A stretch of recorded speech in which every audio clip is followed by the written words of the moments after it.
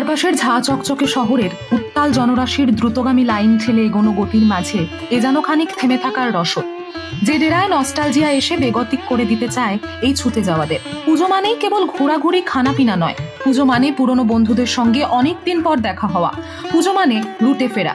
কলকাতায় এমন খান কয়েকই জায়গা আছে যেখানে পুজোর ভিড় এসে হালকা হয়ে যায়, যেখানে কেবল নিখাত গল্পই হয়ে ওঠে উপজীব্য।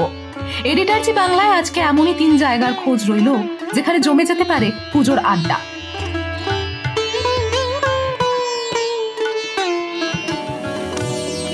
ম্যাডক স্কয়ার। ম্যাডক্স মানেই বন্ধুত্ব, আড্ডা, প্রেম, গান, গপ্প, বহুদিন পরে দেখা হওয়া মুখেদের ভিড়, দুদণ্ড থেমে থাকার প্রলোভন।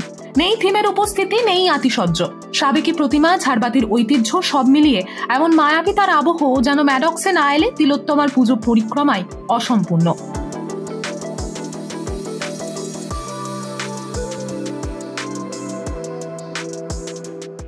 বাগবাজার সর্বজনীন।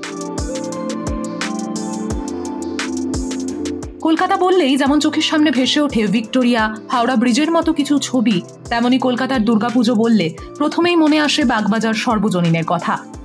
জাঁকজমক নয়, এই পুজোর সঙ্গে মিশে রয়েছে কলকাতার ঐতিহ্য, বনেদি আনা ইতিহাস। শুধু তাই নয়, পুজোর আড্ডাতেও এইবারের উঠোন সকলের জন্য খোলা থাকে।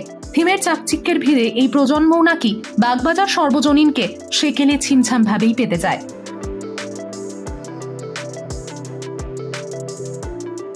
Salt Lake FD block. শহরতলি হলেও পুজোর আড্ডায় কলকাতাকে বরাবর টেক্কা দিয়েছে সল্টলেকের এফডি ব্লক। দীর্ঘ সময় ধরে পুজো করছে এই ক্লাব।